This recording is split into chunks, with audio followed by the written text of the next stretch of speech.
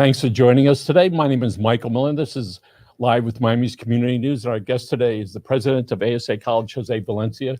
Welcome, and thank you very much for being here. Thank you for inviting me. And let's talk about ASA. All right, tell us about the history of the school and how it's grown and how you're serving the needs of people in New York as well as here.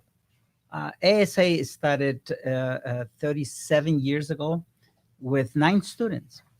And the founder of the school began this school at home in his house.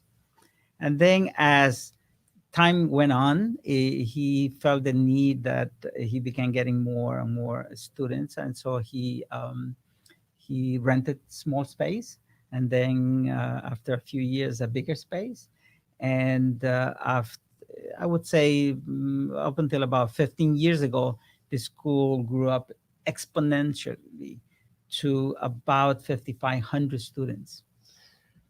So, President Valencia, what type of vision do you have to be able to say, we can start this in a living room, all right? And to have the vision to say, this could be really significant. Tell us about him. You know, this is one of the most difficult things, which is to start from scratch, any business, by the way, and turn it into an empire. And this is what it is. It's an empire now. We have 3 campuses, major campuses, one in Brooklyn, one in Manhattan, and one here in Hialeah. I give the founder, Alex Shigal, a lot of credit for it. This is not an easy thing to do, but I think one of the things that he had is he knew from the beginning where he was going to end up. And certainly the educational system has shifted a lot in the last 20 and 30 years, and especially the last year and a half. But that was really in the works many years ago, where people, you didn't have to go onto the campus, all right? And that you could do it, you could go in during the summer, and then it was like, do it somewhere else. When I was at FIU, I got put into what's called, this is years ago, way before Susan McDowell was born, all right? I was in the external degree program, which was do it over there, right, before internet, and you bring it in. So those visions, right, by these entrepreneurs is really significant, and we should all pay attention to people. Now, how did you wind up being in the position that you're in? Let me give you a little bit of a 1-minute background of Jose Valencia. I came from Ecuador 40 years ago. And I knew from that time exactly where I was going to end up in the next 5 years, and then after 5 years, 5 years after that. And one of the things I realized immediately when I came here to this country was that I needed to get education. Without education, I was going to go nowhere. So I did that. I got a 2-year degree first, then 4 years. And then in accounting, that was my major. And then I also understood that in order for me to work in that industry, that I needed to get my CPA. And I did that. I passed my CPA in 2 tries, which is somewhat of an accomplishment. And then I began working for the New York City Controller's Office in the lowest level possible as a staff accountant.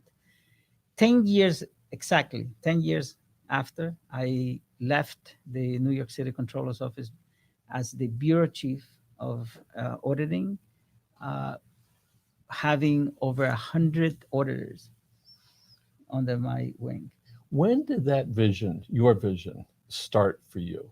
What age were you when you started, where it got really clear about your path? I think it was the day that I landed here. I came here because this was the land of opportunities. When I was a very young person, I said to my father, how is it these Cubans can come over here and in 3 years they have all that stuff? He says, because people, when they come over, they're driven to do that. Mm-hmm. So you mentioned the day you landed, but you came here for something, right? Yeah. So the vision was really sooner than that, right? And then when that event happened, which you planned, mm-hmm. right? What was it like that day that it was like, this is it? Was it a startle thing? Was it like, well, this is the plan and it's a smooth? I think it was the reputation that the U.S. had. And I had that in my mind. So when I came here, I said, no one is going to give me anything unless I get it myself. And in order to get things, I have to get an education first. And then after that, by the way, the number two thing that you must have in order to succeed is you have to work hard. Someone else is in your same level and is not working, and therefore you're going to say, you know what, I shouldn't be working that hard. Then you're bound to fail. So here you are, 10 years, New York Controller's Office, and then you did something that was pretty significant. Tell us about that. Then I left. Well, it was actually my boss, the controller for the city of New York, decided to run for mayor, failed miserably. And then I said my first phase in my professional life ended at that point. So I could go either three ways. I could stay in government, go to work for a CPA firm, or go and work for a nonprofit. I decided the nonprofit way because I wanted to give back to the community. The nonprofit that you chose, because ultimately that you decided to go there, whether it was your only offer or one of many. Why did you go to that one in particular? Because this organization assisted immigrants. And one of the two passions that I have is education and immigration. And so I decided to go for this work for this organization by the name of the New York Association for New Americans. And I went there as the controller, became the CFO, the COO, and finally the president of the company. Pretty amazing, and at a relatively young age. $100 million budget. Amazing. And we resettled 500,000 Soviet Jews in the metropolitan area in New York City. Coincidentally, one of them was the owner of ASA College. And that's where it began. Yes. So I had mentioned earlier about us being soulful. I was at a doctor's office, and she said, "Where are you from?" And I said, "From Miami." And she said to me, "Where are you from?" And I said, "Oh, Ukraine." And she looked at me and she said, "I knew that because her family was from there." And so when you mention this, there's certainly that connection about the struggles of immigrants and how so many people, need a hand, all right? And to be able to help them get to the next step. So when you came to the United States, who was here for you? How did you make that transition? I can say my family was here. My sister, my two sisters, and my two brothers. But other than that, I really did not know that there were organizations here that could help you. And I never asked for help. I just did it on my own.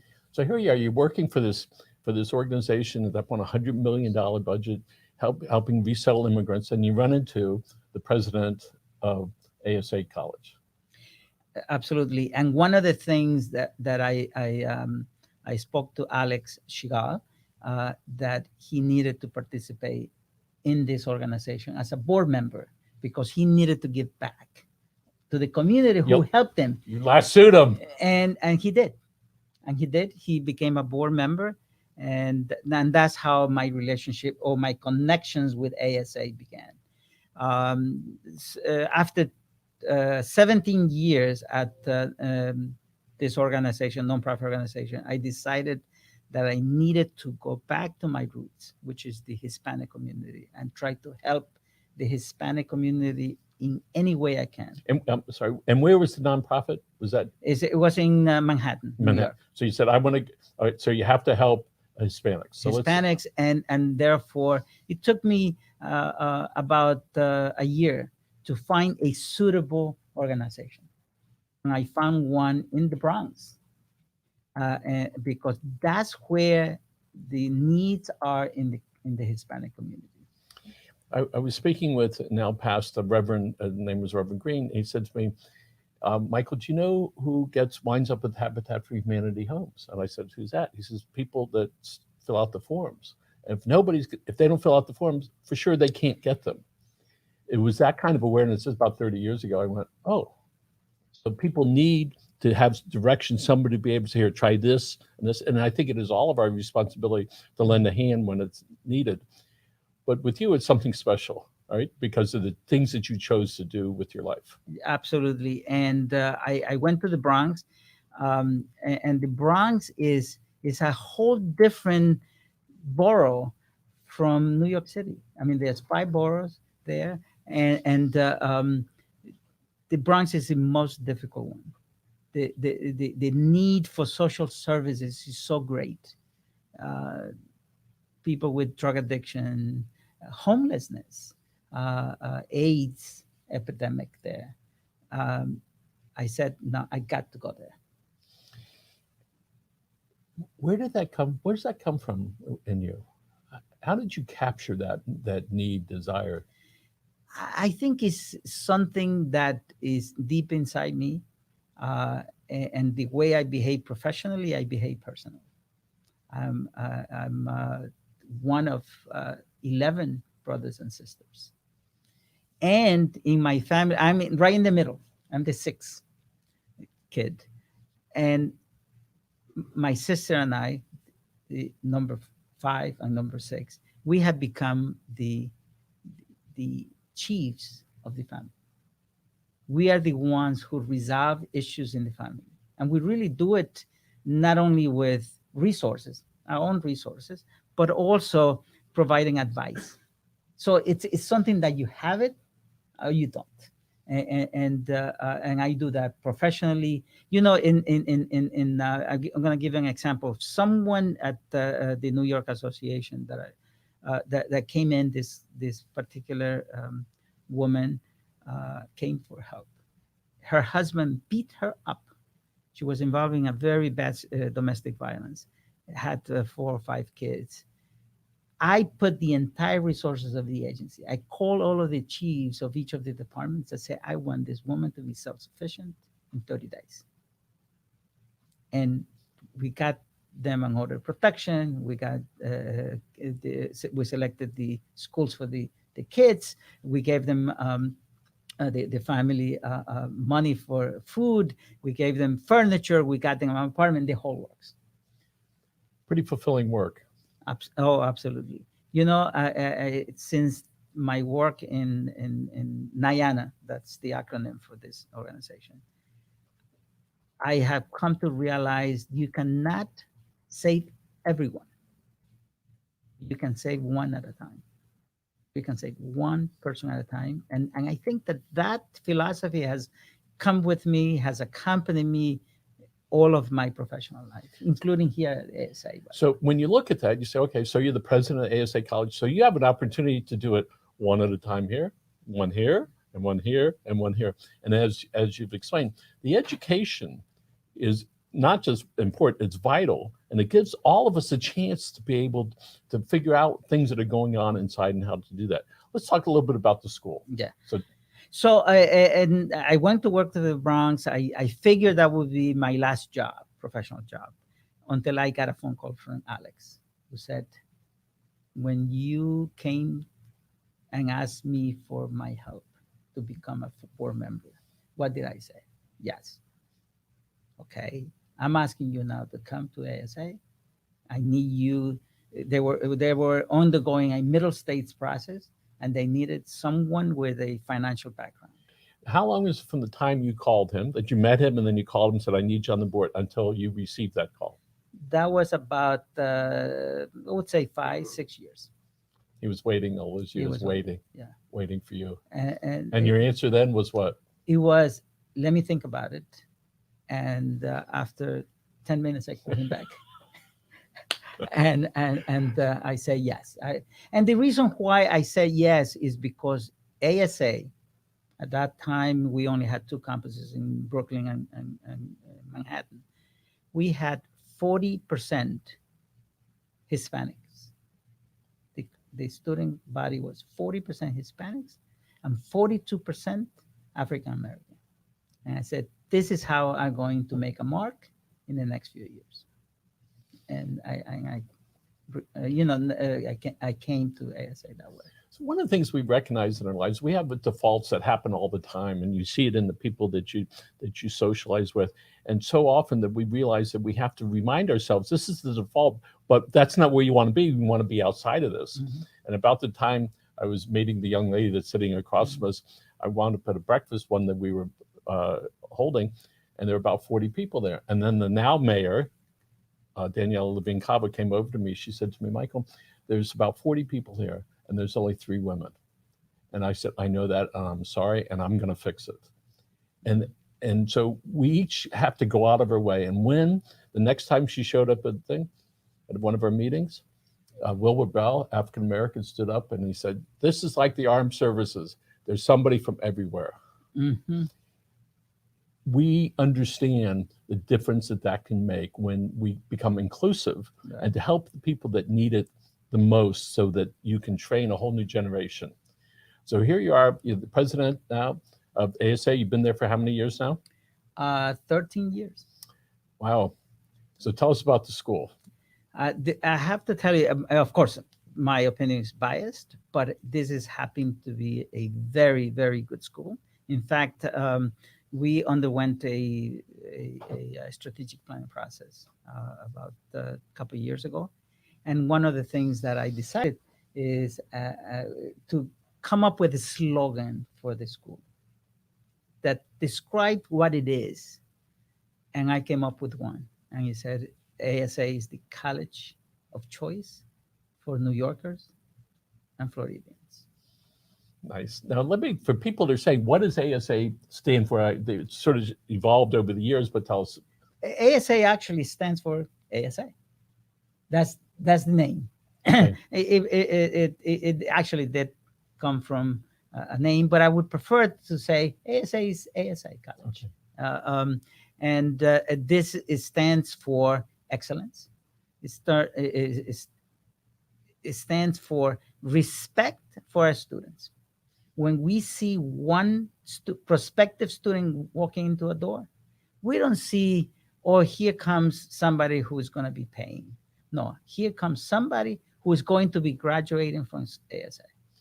Sometimes the mentors that are around people that may not even know that they're mentors see something, all right, that maybe even that person doesn't see. They don't feel it, or maybe they're not confident about it. So how do you get your faculty and the staff to be able to support and help people become their best? This is one of the most difficult things, because in any somewhat large or semi-large organization, it's very difficult to get everyone in sync. But this is what I do. This is my job at ASA, is to be the face of the school, but also to make sure that everyone is going into one direction, the one from point A to point B. And it's extremely difficult, yet, it has to be done. And everyone, what do I want from the staff? I want, number one, to show respect for our students. Our students are number one, no matter what. Once they come into the school, they deserve to graduate. And in order to go from day one to graduation, it takes so many steps. Filling out the application, convincing them, by the way, that ASA is the right school. Then we have to help them with financial aid, setting up the classes. Then after that, teaching them in the best way that we can. So, President, when people look at those forms, sometimes it's overwhelming because they get really anxious. And even though they might be simple, right? Do they say, I need some help? And you can sit down with them, you sit across from them, and you check off the boxes that are needed. Because a lot of people get afraid of that, and we see that, right? There's no question, by the way. Our students, by the way, are not your typical students, okay? In a lot of instances, our students are the first to go to college in the family. So this is not something that, this is the third, fourth, fifth generation that are going to college and graduating for getting masters. No, these are our students. A significant number are First time. That becomes a generational thing. Meaning, in 50 years from now, Grandpa, he was the first one in the college, to graduate from college. So it's not just getting education; it's setting a standard for their family and for their future families that follow in line. Pretty significant for us. You were just honored by, you were asked to join an organization, I want to make sure I have it right, Florida Association of Post-Secondary Schools and Colleges. Yes. Yes. Tell us about that. One of the things that the president has to do is, like I said, is to be the face of the college, and we have to, the presidents have a higher authority, a higher objective, and that is that we need to sell the whole system of private colleges to the community. So this association is an association of private schools, and we try to raise the importance of why you need education. And we are competing against governmental colleges that offer significant benefits.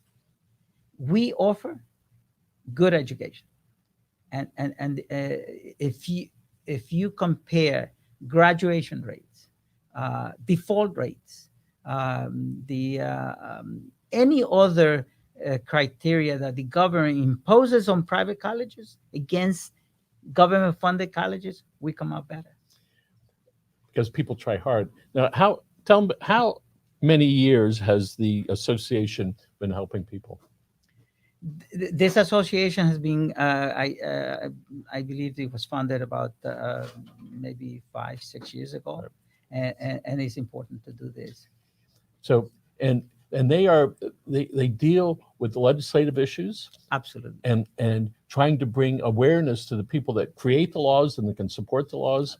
And so it's important that they, on this board, are people that are intelligent, that are movers and shakers. Absolutely. And sooner or later, if the people that help make the laws, need to become aware of these organizations so they can help. Absolutely. And by the way, I just want to say that there is a sentiment among some people, and also in Washington, D.C., the state legislatures and local governments against private colleges. We're called the for-profit colleges. We're not for-profits.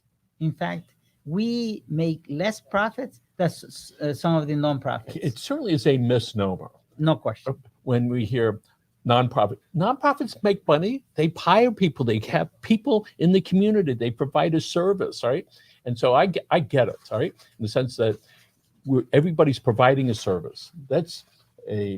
I think it's a real misnomer, and people are really misled. And therefore, if you're this over here, you're good, and if you're over here, right, you're not good, right? I think that there should be a different sort of name on that. You can count on the people that say, "Oh, we're not for profit." They're doing it because they think that it helps them.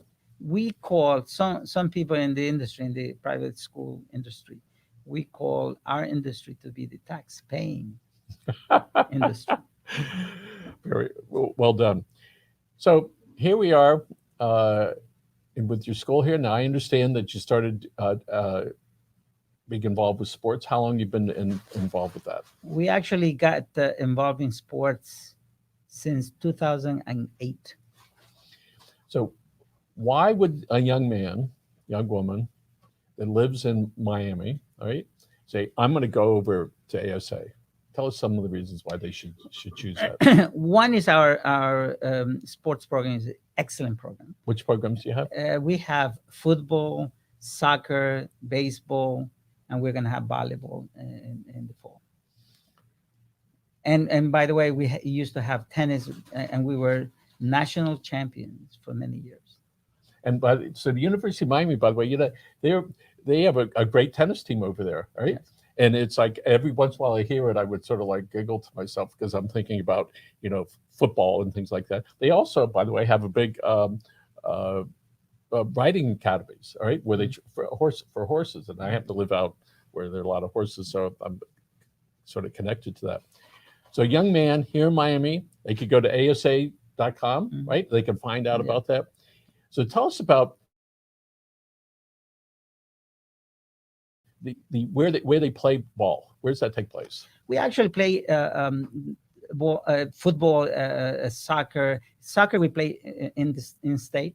Football, because there is no other JUCO program in Florida, we have to play out of state. Mhm. So we play in Georgia, New Jersey, Utah. So a young man could go to college. ASA, you're going to help walk them through the process, right? And they can, if they qualify, they can play a sport, right? And they can get an education. Where can they find out about the classes that you would offer? Well, and if the easiest way is to go to asa.edu, and we'll walk you through the process via internet. If not, there's a way to leave a message there, and we'll contact the person immediately. You know, there might be a young man that's looking, or a young woman that's looking at you and say, you know, where did he get this from? Did you have 10 brothers and sisters? Yes. 10 11. 11 brothers and sisters. There was a dozen. Yes. A dozen, 10, 11 siblings. That is tremendous. All right. Who were some of your greater influences growing up? No question, my father and grandfather, my heroes. And what is it if somebody's looking right now, say, what is some of the things they did that stuck with you that you are acutely aware of? I think in both the working habits, no question. You want something in life, you have to earn it. And tell us about your family. I have 6 kids. I have 11. This is some family reunion, folks. Grandchildren. And I am going to have the 12th grandchildren in the next couple of days. So you are successful in your family life, successful in business, successful in sharing and giving to the community. Your work has really affected thousands and thousands and thousands of people. Well, in through InNina, it was hundreds of thousands. Tell me about your fulfillment in your life, knowing that you've done that. You know, I was talking to someone the other day, and I said to this person that I want to leave a legacy here. I want people to remember me, because you really don't die until people forget you. That's when you really die. And I think that I have helped personally, either personally or professionally, many people. And I think that they remember me. Even though I have been the president, in many instances I have gotten involved, like this young lady that was involved in a domestic violence. I'm sure that I don't remember her name. No.